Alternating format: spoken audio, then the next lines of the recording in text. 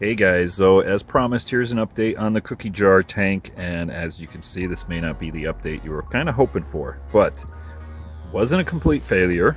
But well, let me tell you what happened. So first off, I know I've been away for YouTube a little bit there because I was kind of focusing in on one of my other channels, and it was summertime, and I just had a bunch of stuff going on and whatnot, and so I didn't really focus in on my fish tanks, and there really wasn't that much to, to document on this thing. Now, this tank sat in the corner of my family room, and it was doing fine.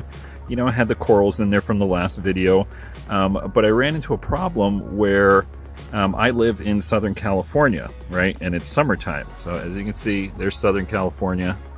I live in a valley here, and it got hot this summer. I think at one point we hit like 116 degrees, 117 degrees or something like that Fahrenheit.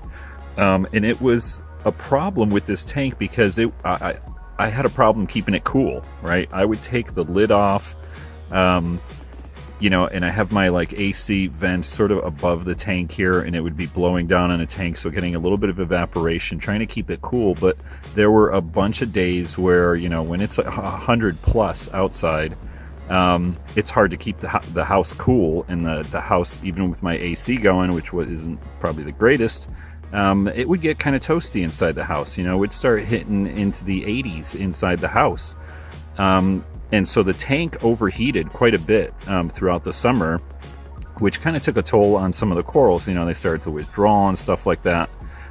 So what I ended up doing was just kind of breaking it down. So it's not that this tank was a failure, it's just maybe I had it set up at the wrong time of year. So if you live someplace hot and it's going to be a problem keeping it cool, you got to take that into account. Now maybe if I set this up during the winter time, it would be a different story, because the tank itself was doing fairly well, except for those days where it just got really, really hot and started to overheat, and there's nothing I can do about it.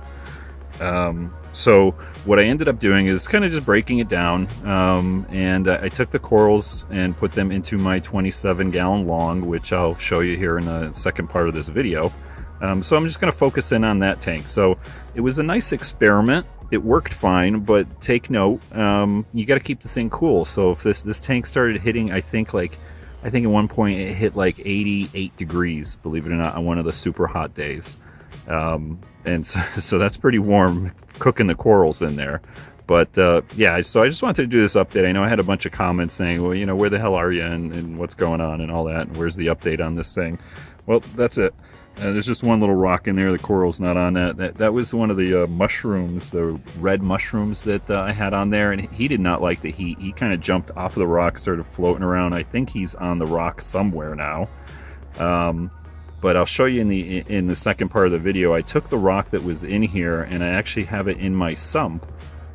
So there may be a mushroom in there. I couldn't find him. I kind of looked around, and then the other corals are in the tank itself. So let's jump into the 27-gallon long. I'll show you what's going on in there, show you what corals I moved over, and we'll go from there.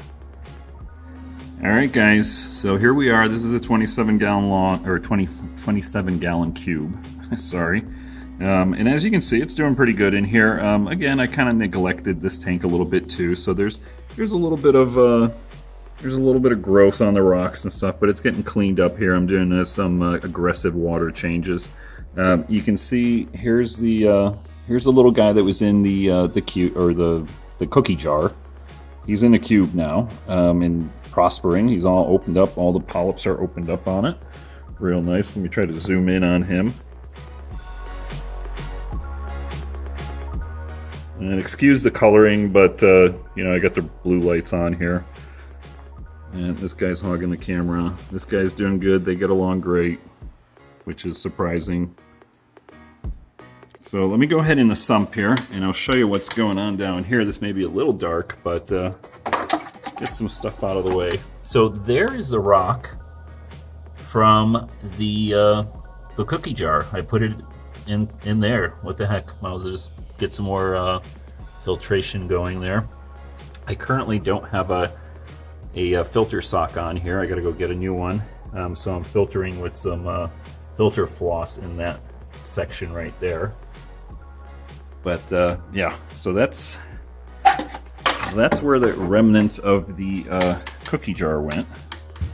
I'm trying to zoom out here. There we go. I'm going to show you around. Oh, the mushrooms that I had, they didn't like the heat in the cookie jar. So there they are, kind of shriveled up.